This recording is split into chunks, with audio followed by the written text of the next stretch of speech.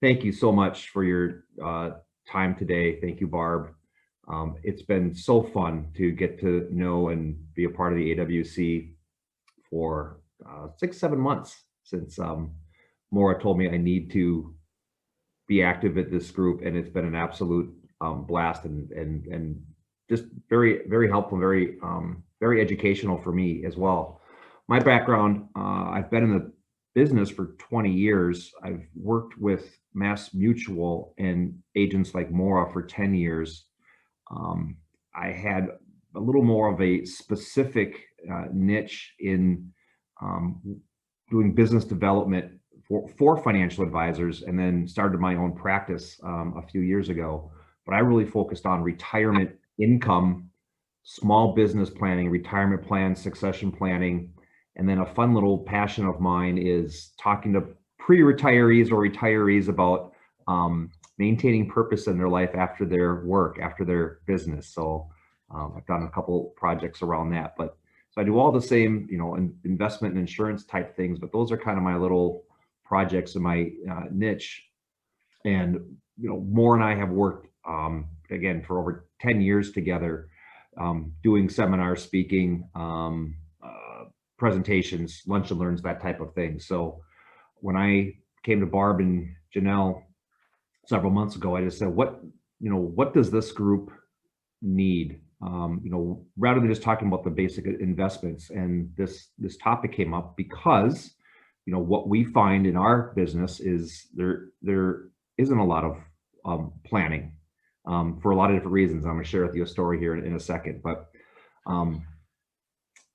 my grandfather was a small business owner. He started the Twin City Furnace Company in St. Paul, about 6 blocks from the AWC office here. And he was a residential and commercial contractor. And my grandpa was a business guy. He had 25 employees. He had foremen. He was a union shop. He was active in associations. He was a heating inspector for cities at times. He didn't get his hands dirty. He ran the business and ran it really, really well. Very well respected, well known. Well, right around age 60, he decided he needed to have a succession plan of some sort, and none of the employees really would fit the bill. And he had 3 daughters and 1 son, so he's looked internally.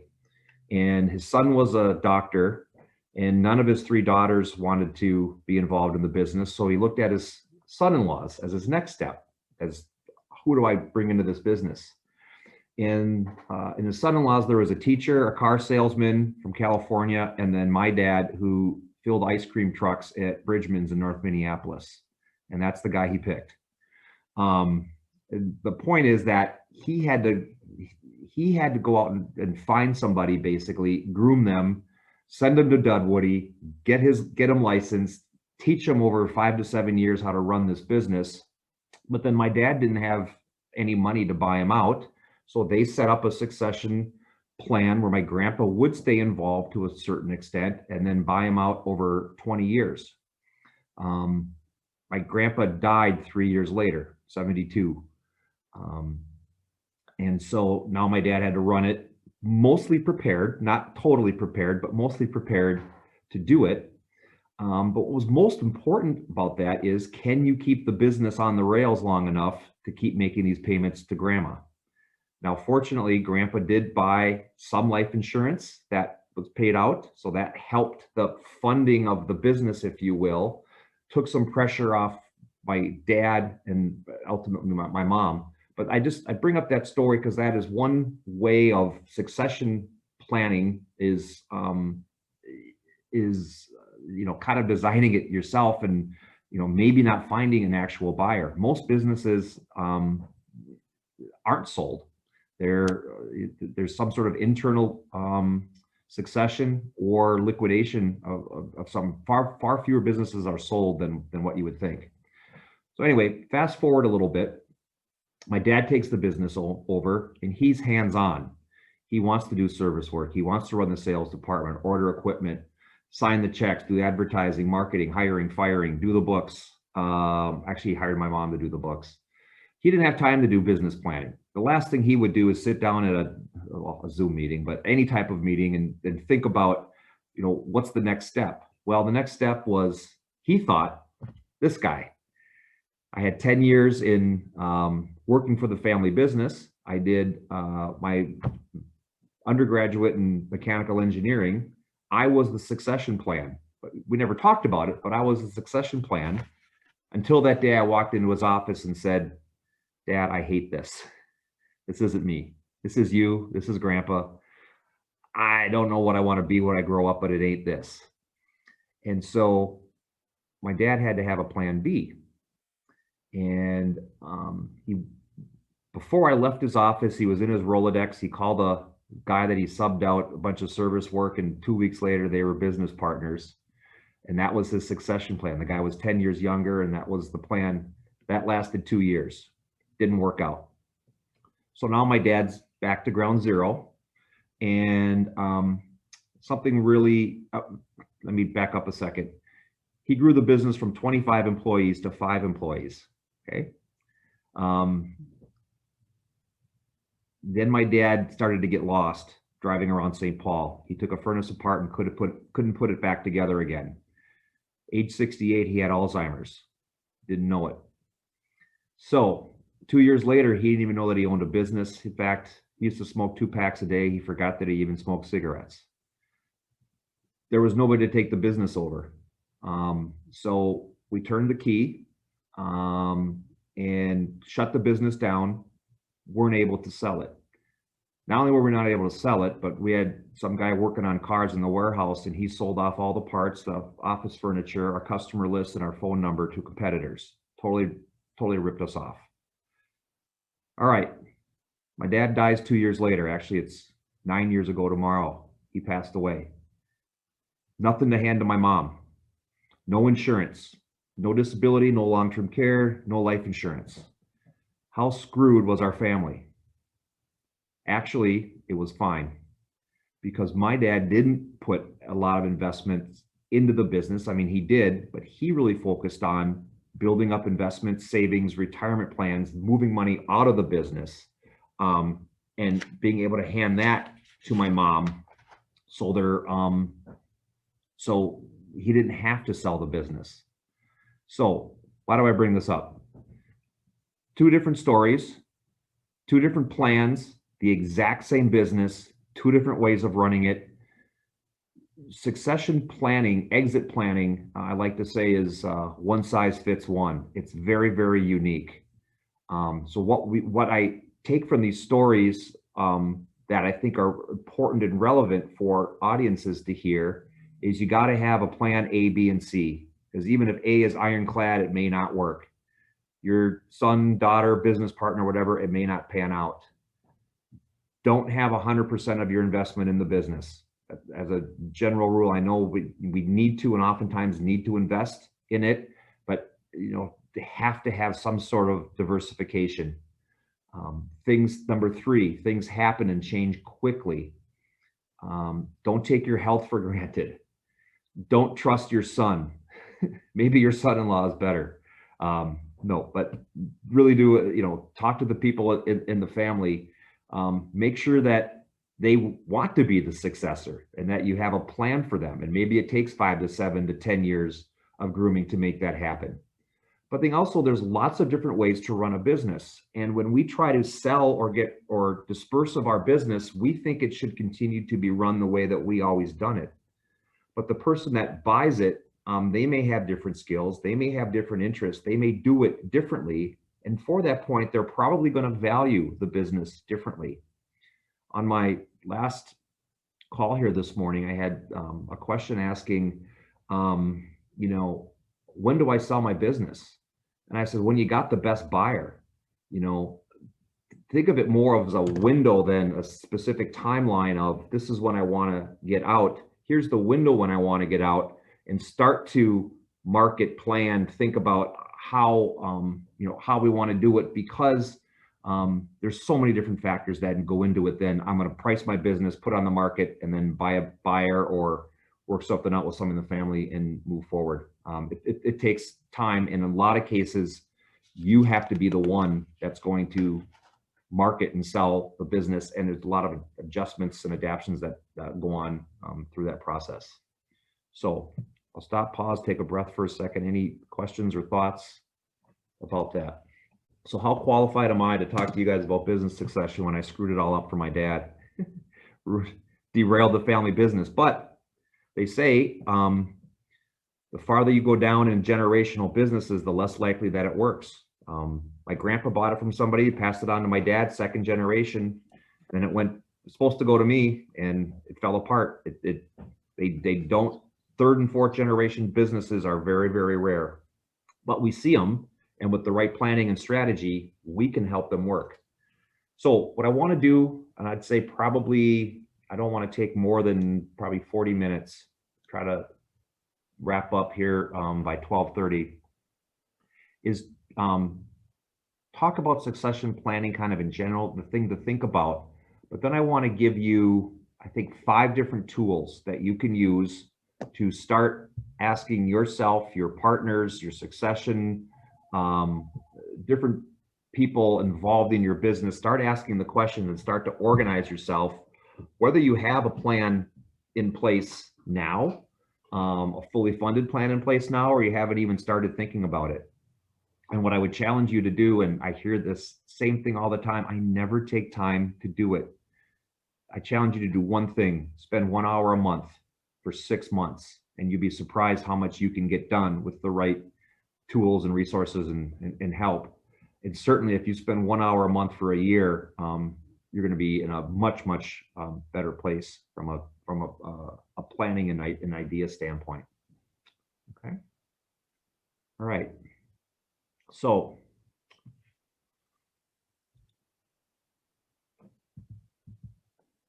first of all, I do need to say that so a lot of this information comes from Mass Mutual, which is a company that Moore and I do a lot of business with. We're affiliated with in a certain capacity.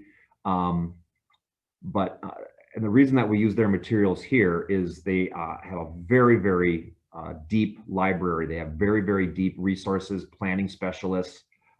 We have attorneys on staff that don't practice law, but they help us get clients organized, get the right information together, so when they do meet with an attorney, you don't spend 2 or 3 hours paying an attorney to go through all this due diligence and process. We want to help you get organized and know what questions to ask and have some ideas around what type of strategies that might fit your business, and see what they think. So that's kind of our goal here. But again, we don't provide tax or legal advice. We just kind of want to be part of, potentially part of your team, or at least be a resource for you that you can use for questions anytime. And that's, really important to both Moore and I in our work with, especially the AWC group. One of the first steps is understanding the coordination between business and estate planning, because you are, in most cases, I'll say a privately held business, but this is going to affect your estate. And it's not just about the value of the business, it's the income that the business is going to create for you in retirement if you're able to exit on, your own terms. If you can't exit on your own terms, we want to have a plan for that. But we also want to help you plan for getting out of the business the way that you want and having the income stream that you need or want. And so it's not about, can I get the most money for my business? Oftentimes it's, how do we structure this the right way to guarantee that you're going to be able to never run out of money? So unlike pension plans and 401k plans where, you have liquidity, you don't have liquidity oftentimes with your business. So it's a bigger challenge, and it takes planning and strategy, even if you're 20 years away. The earlier we start with planning and strategy, obviously, the better it's going to be for you. So do you have a team? Do you have a financial professional, accountant, estate and business planning attorney? You probably want to get a business appraisal at some point. We will help you with some real simple valuations here. Do you have a mentor or consultant that you use, or somebody else in the industry? Build your team, bounce ideas off of them, and I guarantee you, different experiences, different knowledge sets, you're going to get different opinions, and you're going to have different ideas on ways to market and sell and move your business. And again, we want to help you do it in the most efficient manner. We want to make it be the least tax liable situation. You have a business partner in Uncle Sam, and there's different ways that you can structure things ahead of time to create the most value for both you and the person that's buying the business. So most people have a plan. It's in their head.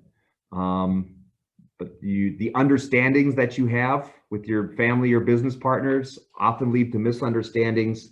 So that's why we have to have things written down. Now I'll just walk through quick. This is the coordination of estate planning and business planning, because these two pieces are important. And you have your personal property, savings, personal effects, stocks, bonds, investments. You have your real estate, which is also oftentimes debt related, which is a big part of the planning process. Employee benefits, perhaps either through your business or maybe through your spouse, or an old plan for a company you used to work for. Social Security is certainly a part of that. And we all know, as small business owners, who pays all of this. You don't get help from anybody. You pay both sides of Social Security. You're matching the 401k or the simple plan. You're funding this all yourself. The insurance products, different types of property, and then your business interests. The reason why we kind of go through this is from a planning standpoint, the first four are usually pretty clear cut. Number 5 is the one that's the hardest to put a number around it. It's the hardest to create an income stream from. It's the hardest to convert to income. And that's why more planning and more, I think, specific help, more help specific to your situation is paramount. So when you die, or when somebody dies, some of your assets know where to go, some of them don't. By contract, if you have an IRA, life insurance, transfer on death accounts, we know where that's going to go. If you have joint ownership in things, by law, we know where that's going to go. But your business, in most cases, doesn't know where to go, and so it has to go through your will. And if you don't have a will, it goes to intestate, etc. So again, having a personal strategy in addition to the business strategy, we want to make sure we're addressing both of those when we're doing this planning. So anyway, there's really 3 things that are going to happen to your business. What do you want to have happen? You want to liquidate it, keep it, or sell it. And what we'll share with you is more businesses are liquidated than what we think, either because of death, disability, something happens, or we just can't find a buyer. And that's okay. My dad liquidated his business and things were okay. Now, he didn't necessarily plan it that way, but it worked out. So everybody thinks I have to sell my business. Well, there might be some strategies to help you move out of the business and still, have a lifetime of income, if you will. Any questions on this part of it?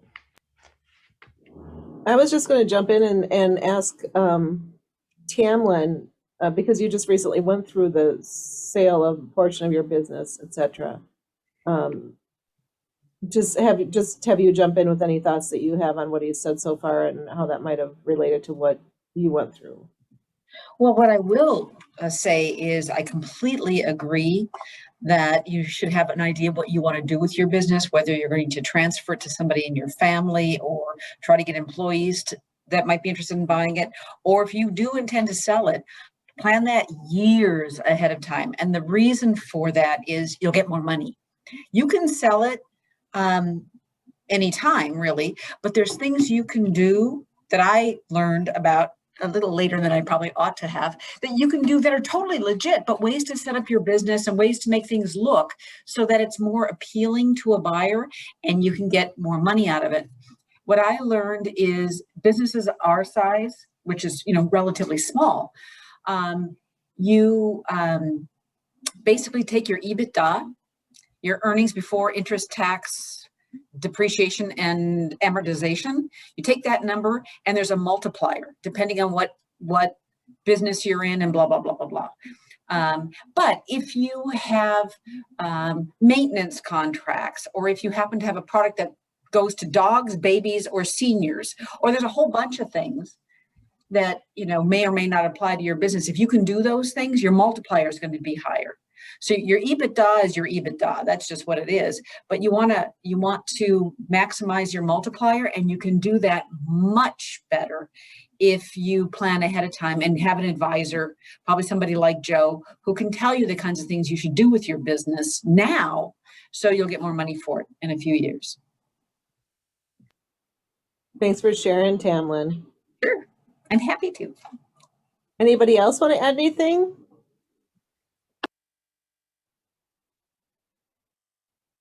Right, back to you, Joe. Perfect advice, and we call those value accelerators. And I'm going to show you here in a second a business fact finder that we use with folks, and part of that is identifying the key people, processes, what makes your business special, what's your competitive advantage, and being able to really leverage those, as you said, Tamlin, to increase the value of your business. And planning ahead, we see substantially not only better prices, but just more offers or more opportunities, I think, because you can appeal to perhaps different groups. So the next kind of 4 or 5 things are things I'm all going to I'll send out to you if you wish, or I'll send you hard copies as well. But there are different tools that you can use to start to organize or evaluate where you're at in the business exit, succession planning, retirement planning process. So this first one I like, and I normally focus to the growth stage and the maturity stage here, because that's probably where most of us are. We're probably not in the startup stage. We might be, looking at, kind of the tail end or the transfer stage. But focus on those 2 columns in the middle, and let's look at risk management, business succession, personal protection planning, and employee benefits. And there's several key things in here that I think are more than just what's my business worth. It's things to be thinking about and considering to prepare yourself and prepare your business. And I'd say number 1 is protecting your key people. You might be selling assets, you might be selling customers, you might be selling ideas, but you're also probably selling or transferring people, and keeping those people engaged, happy, maybe even part of the process is critical. And that might take, a couple of years, as Tamlin was mentioning. Protecting your cash flow, showing more consistent, perhaps, cash flow in your business is going to help those calculations as well. Managing debt, and also understanding what happens to debt if you die or disabled, or if does that go on to your partner? Does it go on to your family? So that's part of it too. Getting a business valuation. At some point we're all going to get pay for an appraiser to do that, but I'm going to show you some tools here that you can do a sketch, and even an EBITDA calculator that you guys can get access to through our group. Reviewing your retirement plan and your estate tax planning, your personal legal documents, wills, trusts, power of attorneys, healthcare directives are paramount, especially if you involuntarily leave the business, something happens to you. Family long-term care needs are brought up into here. And I like that they've added this, because think about my dad's situation. His nursing home cost $10,000 a month, and the business was, worth nothing. He didn't have long-term care insurance, which from a family income standpoint, which is what we want to help people accomplish, it would have, if he stayed in there any longer than the 37 days he was in, it could have bankrupted the family. And then again, employee benefits, maybe starting an employee benefit plan or getting some momentum going with that, again, keeping people around or having some assets in place can help you with that. So that's the business stages. Any thoughts or comments on that tool? Okay, I'm going to move to the 5 questions. These 5 questions, again, things to be asking yourself, your business partner, family, spouse. Number 1 is just straight up, how would you maintain your standard of living if you died, disabled, or retired? I mean, that's, what we're mostly thinking about is the voluntary exit, right? The retirement part. Again, I encourage you to think about not what is my business worth, but what kind of income can it create for us? And income isn't just how much you were taking home. It could take into consideration, did the business own your vehicles? Did it pay your cell phone bill? Health benefits, lots of things that go into, what the value is to you or your family that we don't, that's maybe, above and beyond the actual paycheck. The bottom paragraph here talks about business overhead expense, which is, I think, a critical part of business continuation that we don't see a lot of people addressing.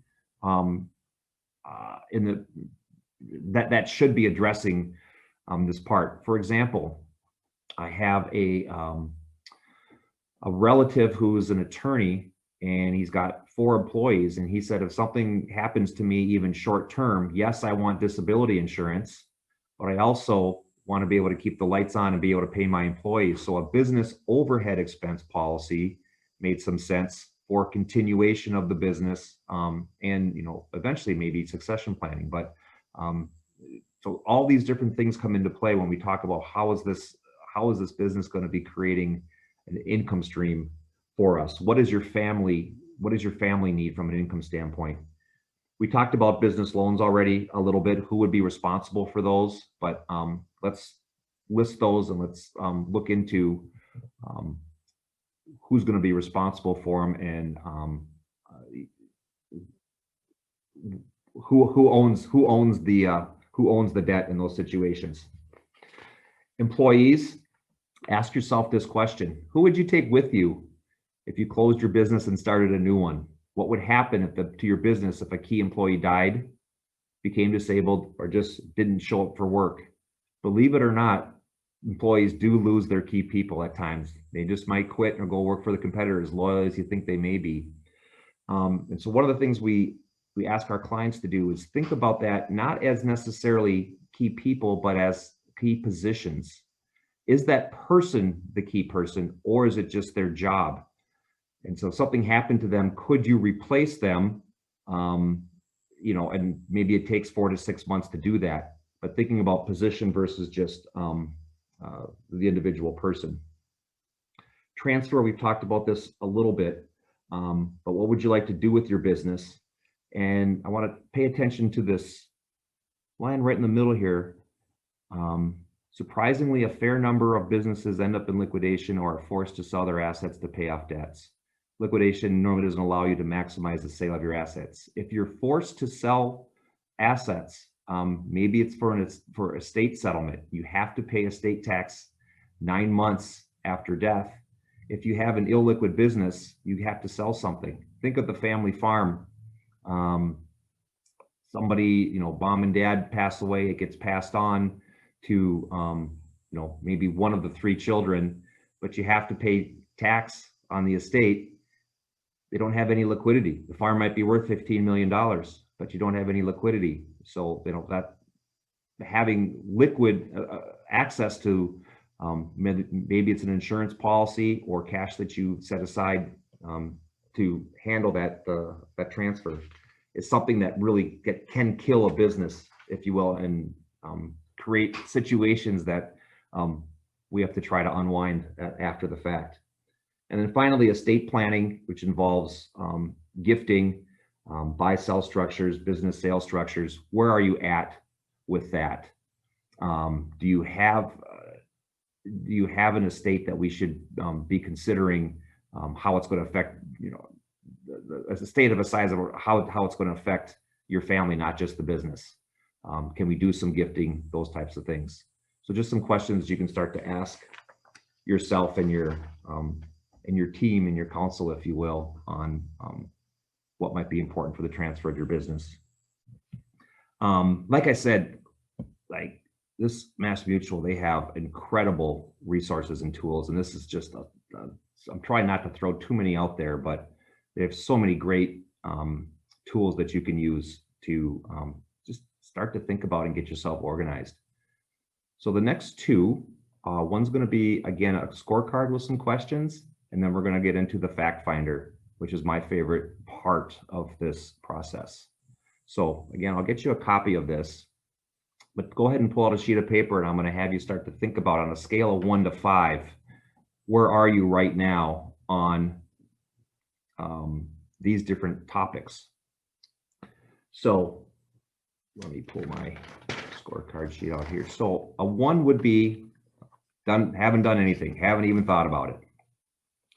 Too busy making big rocks into little rocks, or whatever we're doing in our business. 5 is nope, got a plan, it's completed, it's good shape, we just reviewed it, we funded it, we feel good about it, or somewhere in between. Most of the time when we're sitting with clients, it's a 2 or a 3. I thought about it. I thought about doing something and maybe taking a little bit of action. We don't get a whole lot of 4s or 5s, but that's what we want to help you with over the next year. Number 1 is just crafting a succession plan. 25% of planned successors don't know that they're a successor. My dad and I never really had the conversation, but it probably would have been helpful if we did, that he maybe heard that, 2 or 3 years into this, or before I left, that this might not be my thing. That might have helped him a little bit. And part of that crafting succession plan is informing your key people. You don't want to have surprises. Whether it's a temporary or a permanent change in management, if they have an idea of what might happen if the owner isn't around or a key person isn't around, that's going to help them really accept the situation a little bit better as well. And then another part of that is, do you know your role in the transition, during the transition, and then afterwards? Again, my grandpa needed to be a part of the business, and I think he made that pretty clear in that transition, and that was helpful. But again, who's the boss? What was his role? That's important. So that's all part of that succession plan and some of the things you should think about. So rate yourself 1 to 5 there. Number 2 is actually having a buy-sell agreement that protects against all 5 of the D's: death, disability, divorce, disqualification, and departure. Departure, I think, is retirement of some sort. We know about death, and everybody addresses that. Very few, buy-sell agreements talk about disability, but they usually aren't funded or addressed very well outside of the agreement. Divorce. What happens if your business partner gets divorced? Does half your business go to the ex-spouse? Something to think about. Disqualification is kind of an interesting one. That could be criminal activity. That could be you're no longer a S corporation. You have too many employees. You got to move to a different status. Is that going to affect things? Is that going to affect things tax-wise? That might need to be a part of the buy-sell agreement. So rate yourself 1, haven't even thought about it, or 5, nope, we're good. We're in great shape. Joe, could I, Yeah. I'm sorry, could I offer something? Please. So my partner and I, my dad's my partner, and we have a buy-sell agreement in place. And one thing that we made sure to incorporate is I carry the DBE certification for our business. So if I were to exit and he were to continue on in the business, he would, obviously the value of the business would be reevaluated because he would no longer be able to maintain that status. So for those of you that are DBE and have women or minority partners, that's something to really consider because they need you to maintain that status. So your worth in the company is significantly more. I want to chime in on that a little bit. When I first, because I went to a broker, I was quite proactive in how I chose to sell my business. And there's 2 different kinds of buyers that were interested. There were strategics. They were basically complementary businesses that were interested. And then there are, of course, private equity people who are interested. It was amazing how afraid the strategics were about having a WBE designation. It turns out the company that ended up buying us wasn't worried about it, and it didn't impact our revenues one iota. It really didn't, losing the WBE, because we were pretty well established by the time we sold the business, but it does scare buyers, just FYI. And 2 points to that, both excellent comments. I will tell you that most of the businesses, a percentage of the businesses that Moore and I work with that are part of the AWC affiliation, yeah, some have the women-owned business thing addressed really well, some don't. And you know, yes, if a lot of your business is because of that, we have to really plan around that differently than a partner that doesn't have, you know, that as great of an impact to the business. A great point. The other thing, I think the Tamlin point is, what's my business worth? Your business is worth what someone's going to pay you for it. And so again, rather than having a point in time sale, it's that window of sale, because you want to evaluate a lot of different situations and offers, because people are buying your business for a different reason than why you own it in so many cases. And it might be more valuable to them for a certain aspect than another. You know, you talk about, you know, competition, maybe wants to buy it and develop economies of scale. You know, private equity just want to add it to their portfolio, whatever it is. You're exactly right that it's a very broad and sliding scale. That's why we want to help you get as prepared as you can, get as organized as you can, so you can be flexible and you can adapt, because most times someone's not going to buy your business exactly on your terms, what you want for it, when, where, management, keep it going. It doesn't happen. They got their own plans and ideas. Any other thoughts? Those are great 2 comments. Thank you for participating in that part. I don't know if you're going to talk about it at all, Joe, but there was, I know we had a previous member at one point that had sold their business to move on, and did it in a way that they did it on a note. And then that company, of course, went under, and there they were kind of screwed in their retirement ages. So I don't know if that's, you know, pertinent or not, but or part of what you look at and advise against. It's extremely important. It's that's risk. You know, you're selling your business, but you're taking on the risk that it doesn't work out. And maybe you get the business back in 5 years, but who the hell wants that? You're in Florida or Arizona, or you don't want to deal with that again. Or what happens if they die or become disabled and can't continue the business? That's another big part of those installment sales. You know, if my dad had died when he was buying out Grandpa, it would have been catastrophic for everybody. Mom, us, Grandma, they didn't have life insurance. He didn't have a plan. And those are sometimes the little things, and it doesn't have to be all that expensive to have those plans in place. Or insuring the new owner if they're healthy enough. Number 3, putting provisions in place. We already talked about this a little bit. Have you done this? Have you talked about, hey, if I can't work for 4 months or 6 months, who's running the place, and do people know what's going to happen? Do our customers, you know, would our customers know?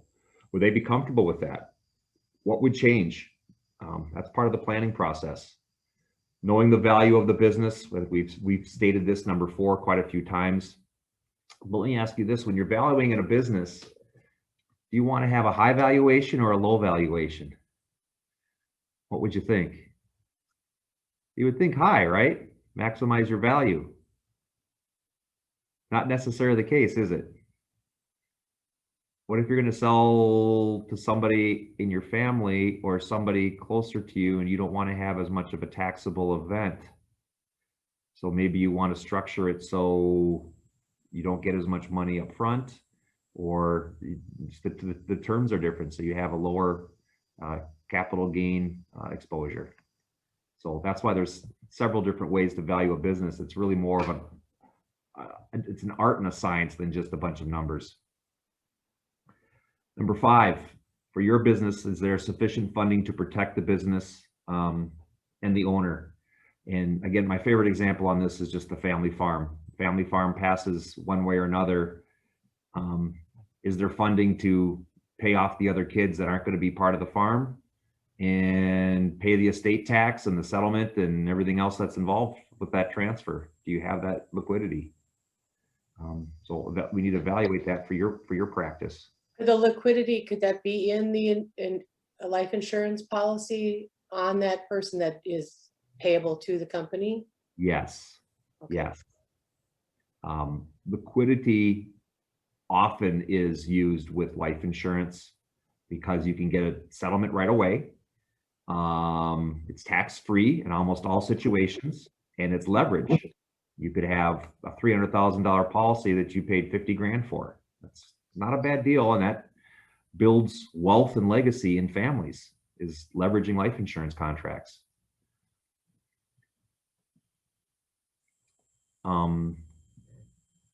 Again, number 6, ensure retirement is not dependent on the sale of receiving income. You have other assets that you can use for retirement, not just the business. Because again, it may not go the way that you want. Number 7, think ahead about finding a successor. Have you done that? Do you have plans A, B, and C? Number 8, where are you at on estate planning? Your personal planning. Number 9, also one of my favorites, address the family issues. Address the family business issues. We know they exist. Somebody's mad at somebody, or somebody's going to be mad if this happens or that happens. To the best of your ability, have you laid it out as you can? It's never going to be clean, fun, or easy, but it exists in any business, and especially any family-run business. And then have you built your team? Do you have that 5 or 6 people on your roster that are helping you through this process? So we'll send this out to you, but you can add up your score. Most people, I would say, are in that 20 to 35 range from a point standpoint. So then we just take the next step here and we say, what are 5 things we can do to move you up maybe 1 point in each of these categories? What's that one thing we're going to focus on for your hour next month to, address one of these? Maybe we address one of them a month, something like that. So anyway, I really like that tool from a, where are we at kind of planning standpoint. All right, my favorite part. I'm not gonna, sometimes I go through this in about a half an hour. I'm gonna give you the 5-minute version here because we'll hand it to you. And absolutely, if anybody wants to go through this, I love doing this part. It's free to you as part of the AWC affiliation that we have with you guys. But all this really is just a way for you to get organized. And even if you're going to go to a, if you're going to go sit down with an attorney or CPA or whoever, a planner, you want to bring this. You want to fill it out. You want to take the time, and you want to bring this with you. So I think we all know what family data is, but anybody affiliated who might be affiliated with the business, get them in here. You may have a different personal attorney and business attorney. We want to know both of them. We want both their information. Name and address of accountant here. Well, we want your insurance professional, any other business consultants, associations that you're involved with, anybody that you may want to use or leverage to build that team or build that network of people to help us with this process. How your business is organized, and your articles of incorporation is certainly a document that we're going to want to have in our file. You're going to want to have in your file or easily accessible. Favorite question here is, what separates your business from the competition? this isn't a 1-line answer. This is a 14-line answer. Sit down and really brainstorm on what are all of our competitive advantages, because again, either from a planning standpoint or succession standpoint, you may want to highlight different areas, or you may want to build out a certain part of your business that you're not doing right now, because that might attract a certain different buyer that may increase the value or just increase your marketability.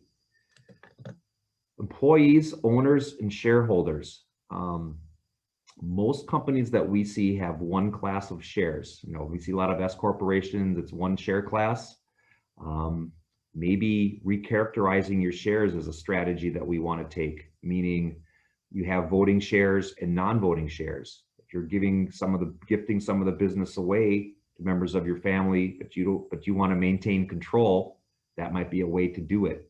So we want to certainly talk about the share class and who owns it. Business ownership and income talks about annual salary, W-2, K-1. We want to see 3 years of this. Later on, we talk about having 3 years of your tax returns, but we like to see it in this spot as well. Your real estate. Is the real estate going to be part of the business transaction or not? One of the biggest questions we get all the time. Often some people will market their business without the real estate and maybe price that separately later. I don't know. It's different for everybody, but that's certainly a question that we want to go through, and certainly needs to be part of the buy-sell arrangement, is what's going to happen to that. Maybe one owner owns the real estate, but the business is split by 2 different people. That's a whole unique situation that we want to address. These are the 5 questions that we already talked about, but they're listed here. Again, this may be more than a 1-line answer, but we want you to go through that exercise. This income needs planning. Again, this is, what income will your spouse require to maintain a lifestyle in the event of your death, or if you're disabled, or if you retire? What's your income? We really like to focus on what do you want to have as an income stream, and how are we going to accomplish that? Maybe it's in combination with your personal investments and Social Security, but that's the best way to view, we think, making this business continue to do for you in your retirement. Personal assets. We also like to add your Social Security payments to this.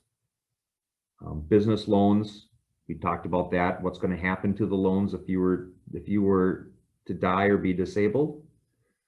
Employee needs planning. This is where we address deferred comp plans, split dollar. How do we incentivize and keep our key people so we have something of additional value to sell? How do we prop that up? And it could be, we have a key person life insurance policy, and if they leave in the next 5 years, the cash value is going to be available for $40,000 or something like that. There's different ways. If you're not sure if the employee is going to stay, but you might have some, I don't want to say incentive, but some recourse if they leave, and that makes your business more marketable. Second question here, really important topic. Is important for you to control the assets funding the benefits used to motivate employees to stay with the business. How much control do you want? Is there a vesting schedule?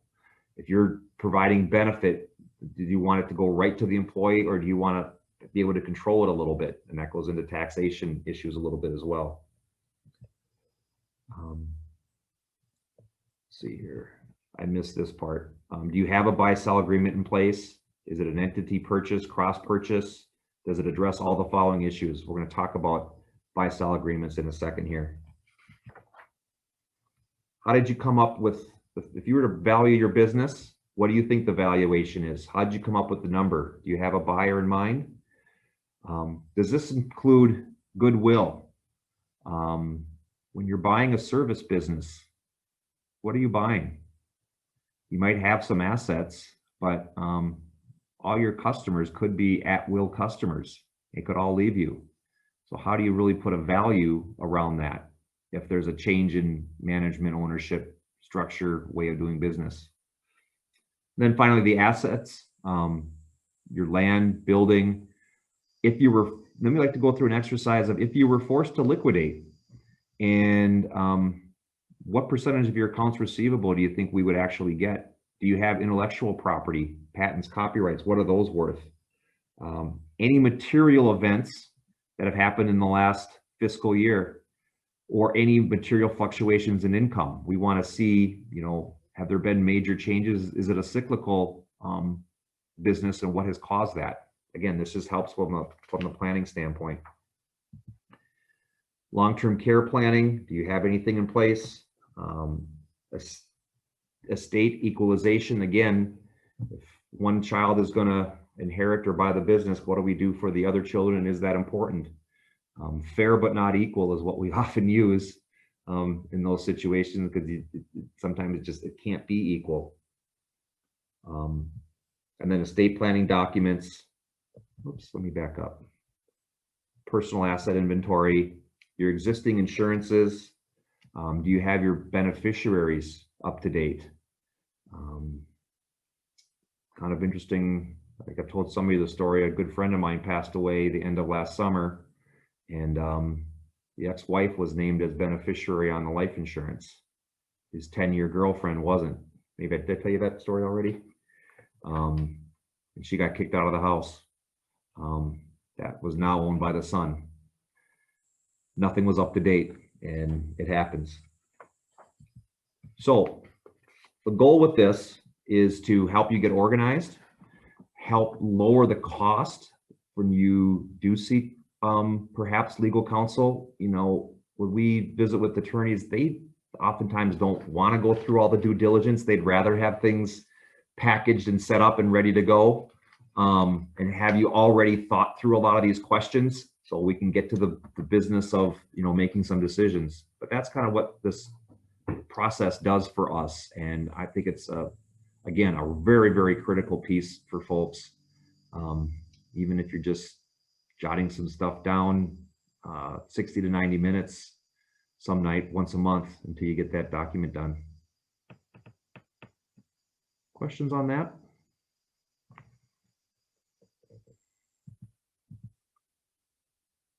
Okay. I've got, did I tell you that story already? And she got kicked out of the house. That was now owned by the son. Nothing was up to date, and it happens. So the goal with this is to help you get organized, help lower the cost when you do seek perhaps legal counsel. When we visit with attorneys, they oftentimes don't want to go through all the due diligence. They'd rather have things packaged and set up and ready to go, and have you already thought through a lot of these questions so we can get to the business of making some decisions. But that's kind of what this process does for us, and I think it's again a very, very critical piece for folks. Even if you're just jotting some stuff down, 60 to 90 minutes some night, once a month, until you get that document done. Questions on that?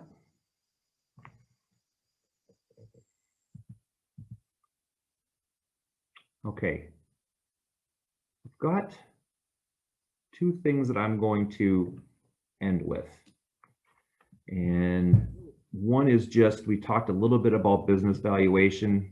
I don't want to get into the weeds on this at all, but again, we'll send this out to you. But this is just all the different ways that business value can be attached. Obviously, an actual certified business appraisal is ideal, but you're probably not going to do that every single year. But right? But so we want to, first of all, define fair market value. What's fair market value? It's what a willing buyer and a willing seller want to pay for the business, or what they want to transact. What's reasonable? Again, this is art and science, but book value, the true definition of book value is, the classic definition is asset minus liabilities, what's on your balance sheet. Depreciation, can play a part in that, but that's the classic definition of valuation. Liquidation value, if we have to sell it in short order, how do we discount assets, account receivable, inventory, that type of thing. Source of income. So how much money is taken out by the owners each year? Another way to value the business is what's being paid in W-2 or K-1 income. Forecast that and apply a present value calculation to it. Book value, again, plus goodwill. That intangible of all your, you can't necessarily put a price on clients staying with your business. I mean, you can, but what's the likelihood that they're going to stay, and how do you value that? A buyer and a seller are going to see that two distinctly different ways, and they're going to manage their risk and their negotiation accordingly. Book value plus capitalization of excess earnings. It's kind of a fancy term. If you are paying yourself $100,000 as a business owner, but somebody could come in and do your job for $60,000, okay? You have excess earnings of $40,000. So in evaluating, everyone's nodding their heads and they're saying, yeah, I pay myself 100, but I do 300,000 worth of work. But that's again another valuation that you might see is value the business or value the income stream, but you're taking out, perhaps I'll say additional income, but that's just how you are cash flowing, taking money out of the business. And then straight capitalization of earnings. What's the business expected to earn? Applying a present value dollar amount to that. Joe? Yes. I will mention that it does not behoove you, as you are planning to sell, to underpay yourself, which is what I was doing. One, they're going to discount that. And two, it's very common. Like I'm currently on a contract with the new owners. And guess what they're paying me? They're paying me what I was paying me. I didn't get a raise, and that was not negotiable. So again, as one of those planning things, give yourself a market salary if you're going to sell. And sometimes, paying yourself what you're really worth and paying above market salary because you're showing that cash flow and you're showing the business is surviving on that cash flow can increase your value too, right? Great point. Okay. All right.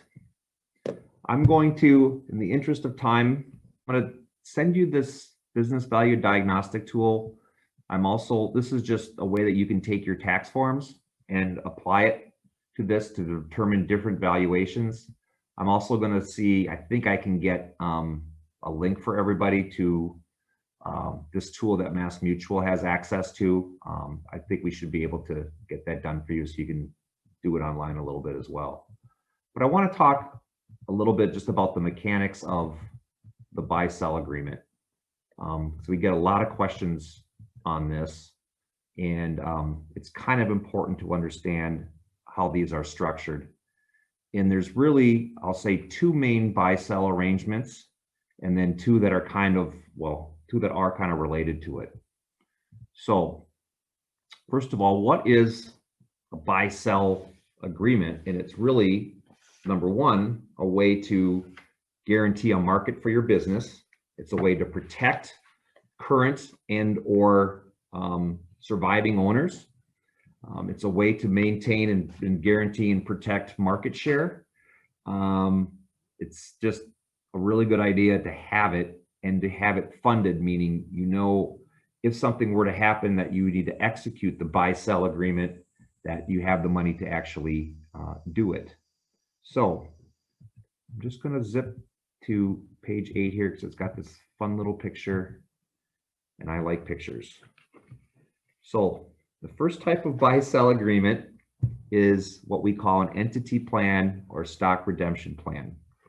Now, because this is an insurance company created document, they've got this insurance company little thing in here. I want you to disregard that for a second. because a buy-sell agreement does not necessarily have to include insurance.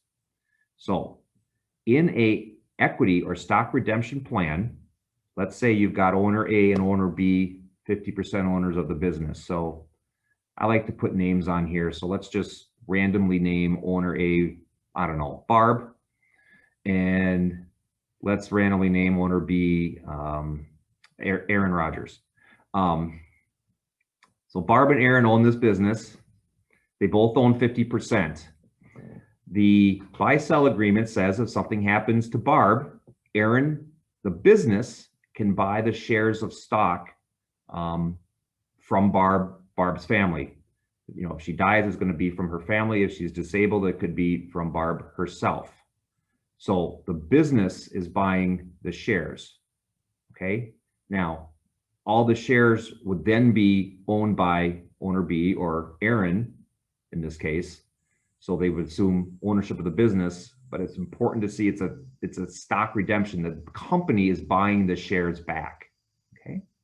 Now, a lot of people will use a life insurance policy or two life insurance policies to fund this. So here's how that works.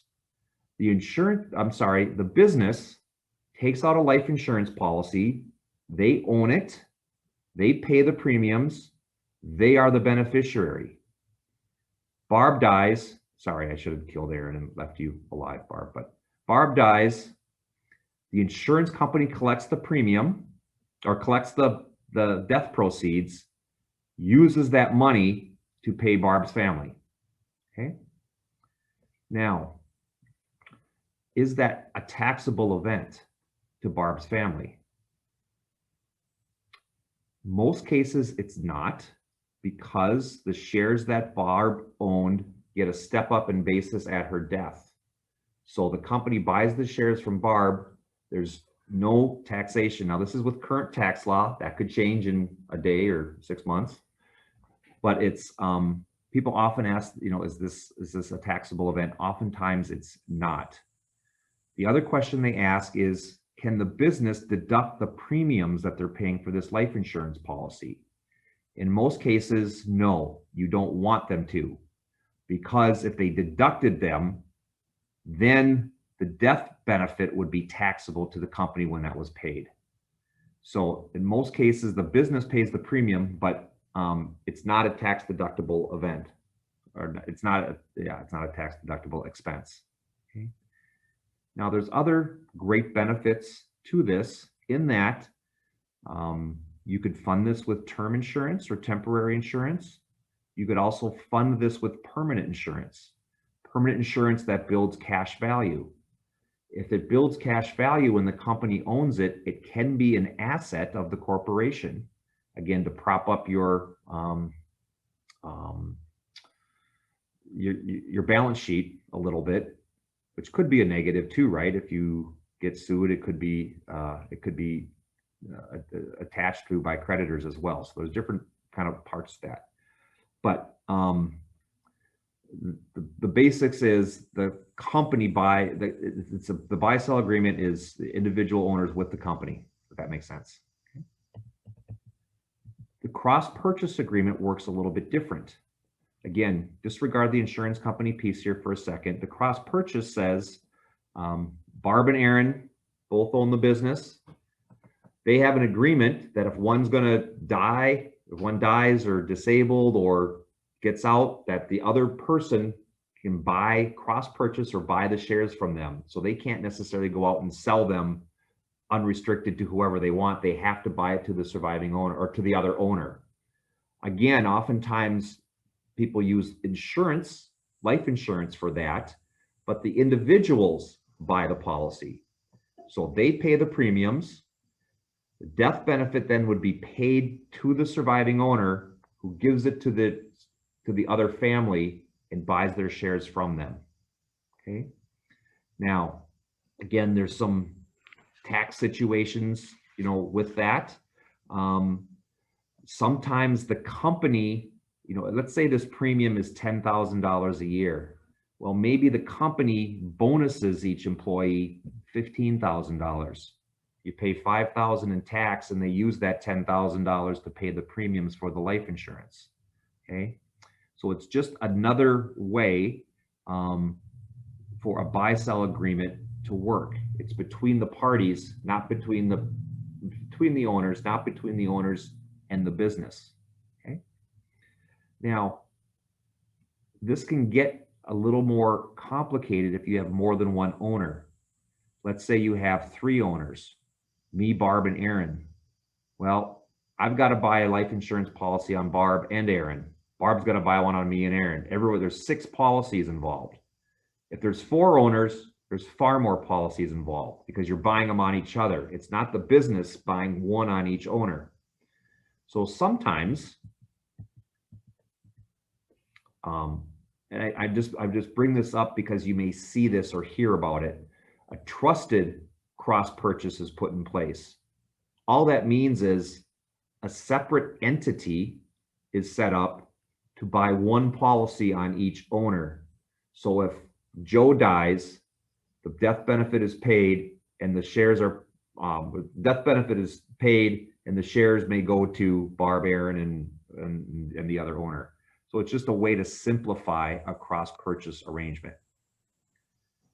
The fourth option. I would just mention, we had a buy-sell agreement. I had 5 partners.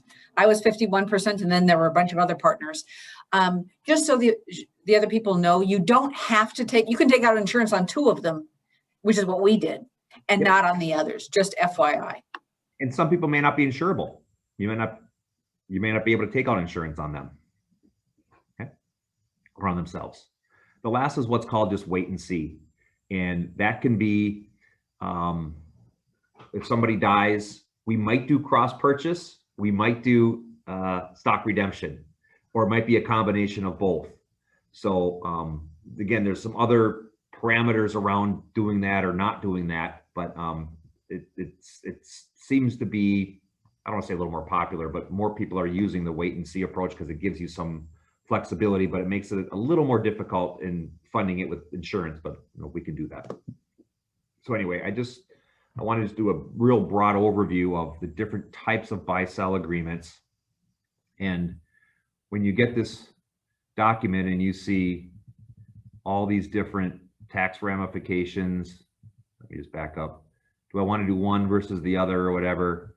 No, you just fill out the fact finder and we'll tell you the pros and cons, or whoever your team will tell you the pros and cons of why you might want to do one or the other. But there's a way to specify your specific your situation and to make it work best for you. I'm going to stop there. What I'm going to just leave you with is, again, we have a whole arsenal of all kinds of different literature and ideas, and I mean, there's let me just non-deferred comp plans, which is certainly can be part of this planning process. There's, I mentioned split dollar arrangements a little bit to work with key employees to want to keep them around and protecting their families. There's a lot of different things that you can do, but I don't want it to feel or be too large or too encompassing. I would say, look at the business stages, answer the 5 questions, go through the scorecard, do the fact finder, do a business valuation, even just the simple, easy one here, and call it good for now. Those are the steps that are going to make you much more organized and at least have an idea of what needs to happen for your business.